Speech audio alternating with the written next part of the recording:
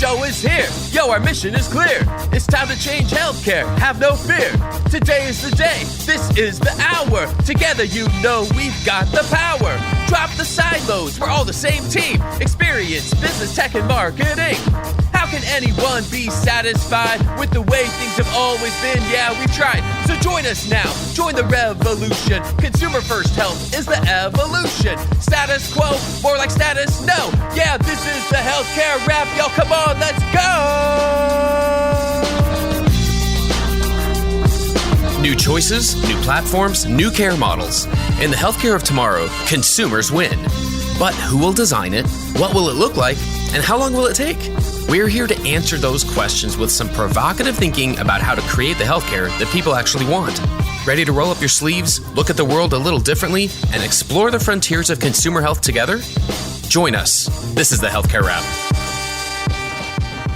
Welcome back. I'm Jared Johnson from Shift Forward Health, and today we have a special bonus episode from the Mid-Atlantic chapter of MASHSMD, also known as MASHSMD. Paul Fahey from Smith & Jones is on site in Philadelphia for their annual conference, and he's speaking with a couple of the presenters, Lila Wagner from Core Creative and Dean Browell from Feedback. Let us know what you think about this format and whether you'd like to see more bonus episodes like this one in the future. All right, over to you, Paul. Thanks, Jared. Thanks for having me back on the program. So, as you mentioned, we're reporting live today from the MASHSMD annual conference, and that's the Mid-Atlantic chapter of SHSMD. So here in Philly, as on your podcast, we're talking about disruptors.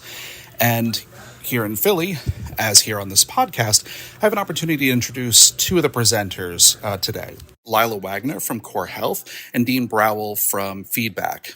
Well, first, both of you, welcome to the Healthcare Wrap podcast. Thanks so much. So the title of your presentation today is really about consumer insights. What do consumers really think about disruptors? So Lila, let me start with you. What are we talking about today and again here on the podcast? Yeah, thanks so much. So there's a lot of conversation that's been happening in hospital boardrooms, in leadership meetings for the past several years about disruptors and what they're doing to health systems businesses. And Dean and Rob Klein and I had some conversation around this, and we thought, okay, but what do consumers actually think, right? So in the spirit of what Jared covers a lot, really starting with what do consumers feel and think, we felt like it was important and nobody was really talking about and finding out, asking really what consumers were thinking. So we're excited to share these insights that we've learned about. So Dean, share with us just maybe a few highlights for the folks that aren't here at MASHSMD, but listening to the podcast. What are some of those insights and what should healthcare marketers know? I think what people are going to be the most surprised about and what I think some of the big top lines are is first off that this is new for the consumer. These are consumers that have already been interacting with disruptors in some form and been critical of the system as it is for years now. And so one of the things that's kind of interesting that comes out of this is this idea of how quality for them also includes convenience. It's not a separate bucket. It's something that's actually built, it's baked into the pie, if you will. So that's a really big element of that. I think also we talk a lot about how COVID has changed expectations in part because we showed we could change fast. We showed that on the provider side we could, adopt telehealth. Well, then now there's whole companies where that's all they do and they could interact with them without actually interacting with their hospital. So part of it for us is to showcase where those consumers are already at, both emotionally, psychographically, and then really challenging then providers to say, hey, how are you going to meet them there? Right. So Jared and I talked a couple weeks ago about that early disruptor WebMD. And that was one of the first big monumental shifts to consumer empowerment. It gave consumers information that was reserved for people with a white lab coat and a degree on the wall. So they've been empowered for decades. What's going to be different about these disruptors? And how do you define these disruptors? Are you seeing them as the retailers that are stepping deeper into this space? Yeah, so actually there's a number of different kinds of disruptors, and I think that's part of the point is that there tends to be a lot of focus and a narrow vision in terms of who is considered a disruptor. But what we really learned is that, as Dean said, this has been going on for a long time. As you mentioned, WebMD, right? I don't think anybody would have considered that a disruptor, and yet it changed the nature of the relationship that consumers had with their own health information and with what they were looking for and at what point in their care.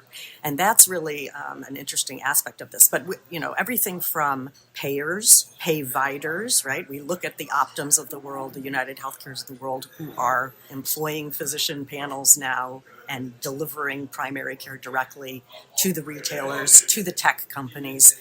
And as Dean said, too, that, a lot of folks are focusing on very narrow or specific segments of business, while health systems are still trying to cover the entire journey and provide everything from primary care to very specialized care to acute care.